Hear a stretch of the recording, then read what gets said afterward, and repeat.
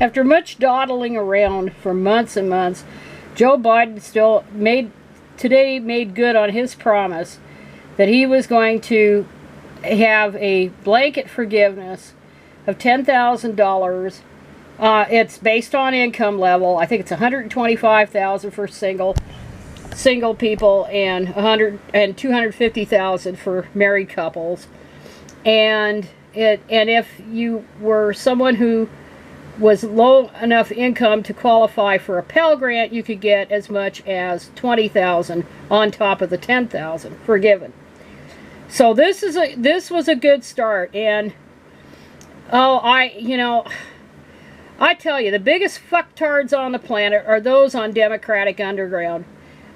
Some of them act like stinking right-wingers. They think, well, I paid my loans, why can't they? And they're not in someone else's shoes.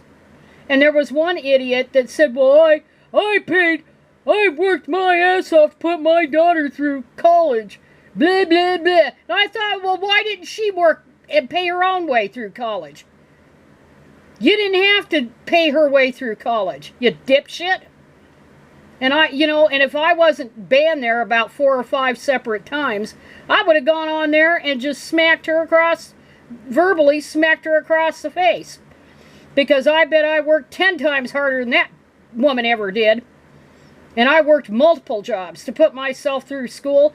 I had gone back in the 70s. I was not mature enough. My parents had helped pay that because I had qualified for Social Security up to age 22, I think it was.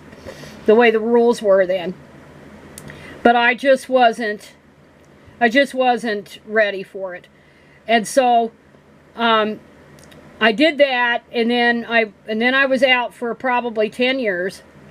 And then I moved to Nevada, and I thought, well, I need to take stock of my life. I was 29, so I was not traditional age, and I went back to college, and I put myself through. Okay, that was only, the parents paid for only like a year's worth, and I put myself through and worked full-time. I don't know how the hell I did it. I worked full-time and went to college full-time in a program that was general studies, and it was geared for working adults. So there was a lot of non-traditional students there at night and on weekends. I don't know how the hell I did it, but I did. And then I went, and I didn't stop at the bachelor's degree. I went for a master's degree, and after a couple of spurts where I was going to go into a field, but it required too much, like taking out student loans, and I resisted that. I went into education, and I could work around that, and I worked, after I had left my full-time job, I did a series of part-time jobs, and, nickel and dimed, and I paid my way through almost all of my master's program, and it was a first licensure master's degree, so I had to take all of the undergrad courses for licensure in Nevada, all the methods courses, all that, and classroom management, all that stuff, at least the core courses, not music, not PE, not art, but all the core courses, and all of the practica or practicum classes, and then everything. So I paid all of that out of my pocket, and I sacrificed a lot, and then I had to take a loan. As much as I resisted it, I had to take a loan in order to student teach, because they didn't allow people to work and go to school. Although I did work part-time at the law library while I was, so I had some income coming in while doing the student teaching. But hell, I had to take out money in order to eat, in order to pay my living expenses. And then there was one term after that, right after student teaching. That was about my last term, not quite, for the master's degree. And that was another $1,000. So I took out, I think it was $7,000 total. And that's a pittance compared to, even back then, that was a pittance, back in the late 90s. And so I thought, well, that's, it's pretty reasonable. I could pay this. And I was paying on it. And then I went back to school to get some credits for licensure as a special ed teacher, so I could bypass paying on the student loan because I was still taking classes. And then when that was over, then I started paying again on the student loan. Well, then I got illegally terminated in 2008. So everything got all screwed up. And I was unemployed for like 2 years. Then when I had to move up here to Oregon where the family was, because it was that or homelessness, and then I had to nickel and dime again on substitute teaching. It took about 4 years of substituting teaching and substitute classified work to even get a regular position at this school district. And it was only part-time. So it wouldn't have done any good, and it was title schools. But the way the title rules are, you don't even have to necessarily be a teacher, but you have to work full-time. Prorated, since they're not in session during the summer. But the way this district worked, they would always have part-timers. So I could not qualify for the forgiveness of any loan at a Title I school. And I've been at Title I schools for years as a classified worker. And I did do some temporary teaching. But it's only been in the last year that I have been able to even think about paying on that loan. And of course, a $7,000 loan all of a sudden became a $12,700 student loan because of compound interest. I went on the deferments, I went on the forbearance, and then finally I went on the IBR, income-based repayment. And for about 3 years, I think about 3 years ago, I started going on that, maybe 4 years ago. And I didn't have to pay anything because my income was too low. But now it's higher, so I started paying $53 a month on it. For 20 years, till I was 85, right? The way that they did the forgiveness thing. So, when somebody sits there and they bitch and moan about how hard they did, how they paid for everything, and I didn't get this, blah, blah, blah, shut the fuck up. You weren't in my goddamn shoes. And I never recovered from that termination. I've never recovered from that. Never again have I recovered from that. And now I'm 67 years old and age discrimination is a thing. But now with this, instead of thinking, well, retirement's an impossibility, well, now maybe it's a remote possibility in the somewhat distant future or somewhat near future, now that he's written off 10 grand of that. So of that 10 grand, 5,000 of that or more was compound interest. And the rest of it, about 2/3 of the principal, will be written off. So there's about $2,700. I haven't looked at my account. I probably shouldn't blab it until I actually see it on Navient.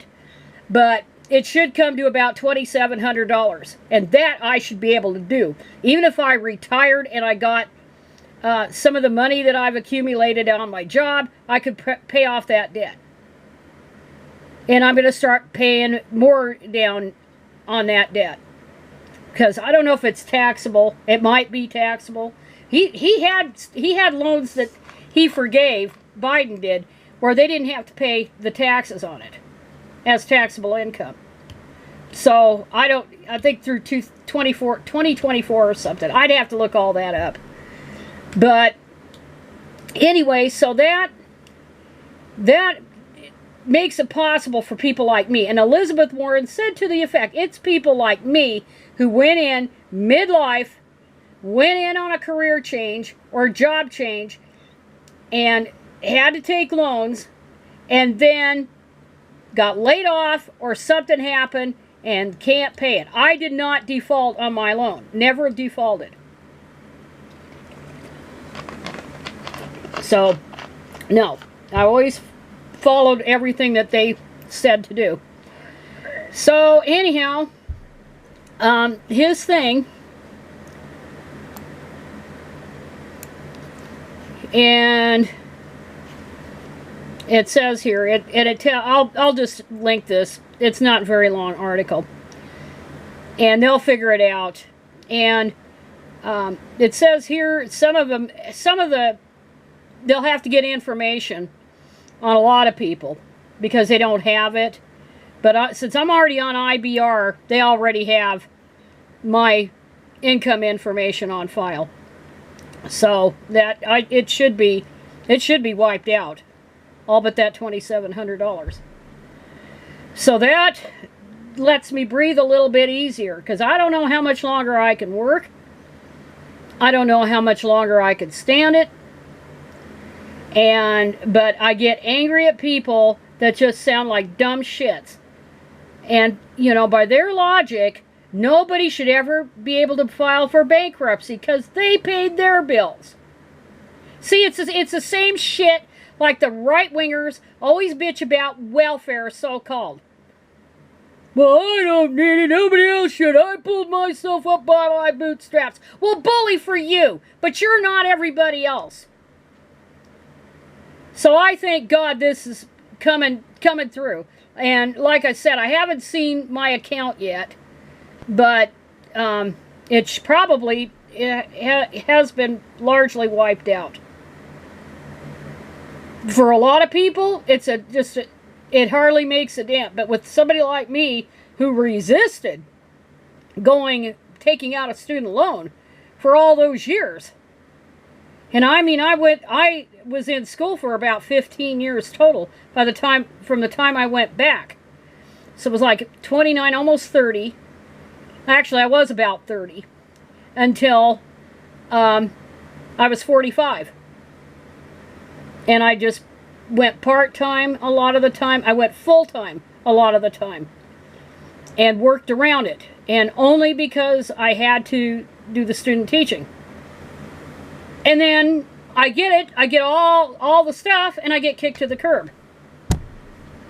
And so I thank God that this is a lifeline. This is a lifesaver for me and for a lot of other people. So if you don't like it, if you're somebody that's so arrogant and thinks that, well, I paid my way through school and I wasn't a bum. I don't think anybody should get any favorites or whatever. They're so fucking stupid. And then some of these articles were saying, well, it'll have a legal challenge. Who's got standing to file a lawsuit? He's been forgiving. He's been doing forgiveness on loans every now and again since he's been president. Trump did it. Obama did it. Congress let them do this. Gave him a lot of leeway. And since the president is over the Department of Education, they can tell the Department of Education to cancel a debt. Any kind of debt. They can determine the terms of the loans. And Elizabeth Warren explained that so easily. And of course, like I said, she knows what she's talking about because she's perhaps the leading expert in the United States on debtor-creditor law. And these nitwits are saying, well, they'll sue. What's there to sue about? They can do it. They're the lender. Anyway, I was glad to get that news. That was a long time coming. And so I'll have to check and see what my account says. But it should be knocked down. That's a hell of a big, almost all of it wiped out. But anyway, and it says here on the income-based repayment. New income-driven repayment is what they call it. Income-driven. I think that's what I'm on. They're two different. One's income-based and one is income-driven, in which borrowers pay no more than 5% of their monthly income on undergraduate loans a decrease from the current 10% threshold. The rule would also increase the amount of income that is considered non-discretionary income. So no borrower earning below 225% of the federal poverty level will have to make a monthly payment. For borrowers with loan balances of $12,000 or less, balances could be forgiven after 10 years of payments instead of the current 20-year mark under the proposed new income-driven repayment plan. And to prevent a borrower's loan balance from growing while the individual makes monthly payments, under the proposed rule, the Biden administration would cover unpaid monthly interest, even if the monthly payment is zero, due to the borrower's income level. So that's going to be huge. So that's really the huge part, more than the 10 grand. So anyway, at least some people with low and moderate incomes will get some relief from the potentially ruinous student loan debt, including yours truly. That's it.